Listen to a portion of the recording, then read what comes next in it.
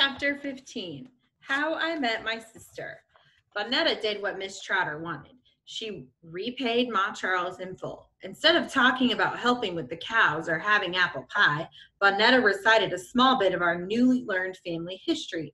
She made sure she began her recitation with that meaning, this mean thing Miss Trotter coached her to say. Great Granny, today we learned our family history from one who knows it. Once Vonetta began performing the history, not even the threat of a whipping from Big Ma could stop her, especially with Ma Charles egging her on. Is that what the Negro Injun told you? Ma Charles said. Her twinkling eyes told on her. Ma Charles was more entertained than she was indignant. Why do you call her that? I asked. She's your sister. That's none of your business, Big Ma said. Sister? Ma Charles said, and now she was indignant.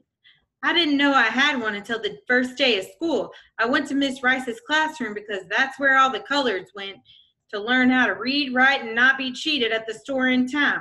Picture all of us in one classroom, a handful of kids, big, small, dark, brown, yellow, ages 5 to 15. First day of school, Miss Rice said to me, go on, take the seat next to your sister. I said as nice as I could, I have no sister, Miss Rice. Then she said, child, go sit down next to Ruthie Trotter, the girl with your face and name. Go on. That's how you met your own sister? Fern asked. All the colored folk on both sides of the creek knew. No one bothered to tell me. She's still your sister, I said. Aren't you whatever she is? Big Ma planted her hand on the table and searched upward. A mercy, Lord, a mercy at the dinner table. And that makes us Indians too, right? Vonetta hoped more than she asked. When the census came around, my mama told them to put colored for our household. She was so dark they put Negro because black was the only color they saw in her. Even though Miss Ella Pearl, Miss Trotter's mother, was as colored as my mother, she told the census taker to write down Indian. Ma Charles laughed.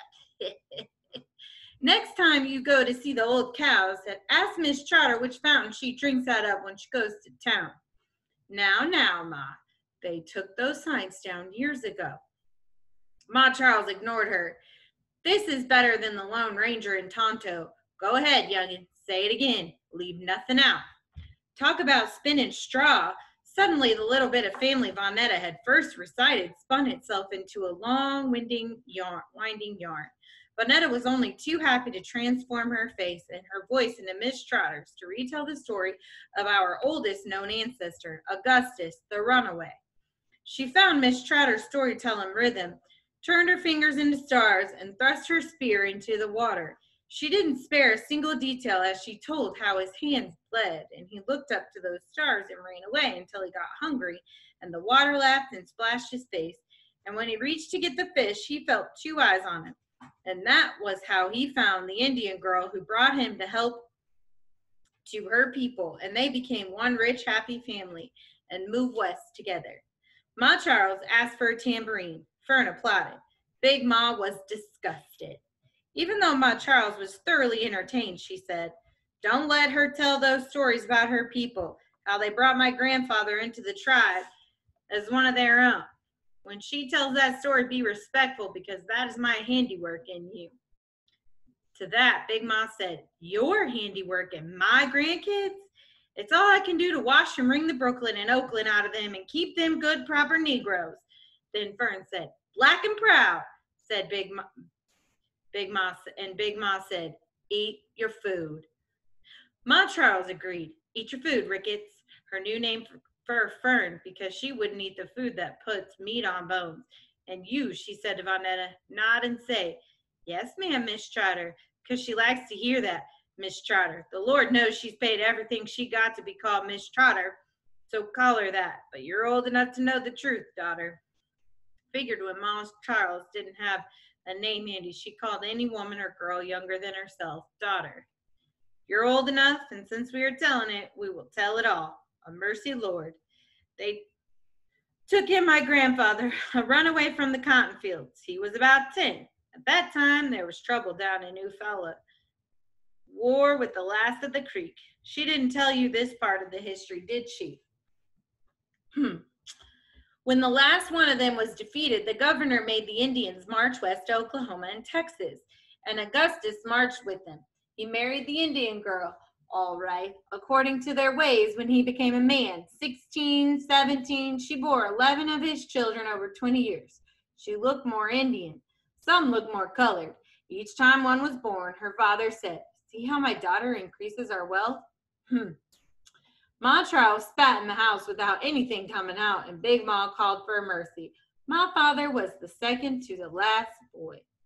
Don't let her tell you how Indian he was. He looked just as colored as his pa. Quiet as it kept. Indians got good money for the colored. Good money. There came a time when grandmother's brothers sold my grandfather and 4 of his colored children into their very cotton fields he freed them from. Can they do that? I asked.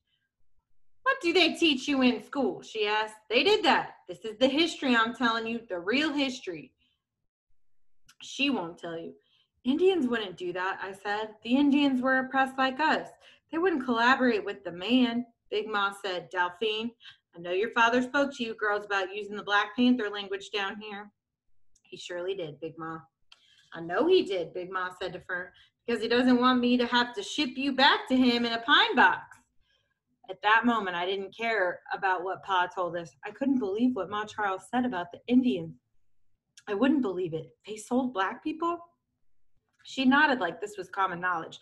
Sold some, kept some. The woolly-haired colored ones were the first to go.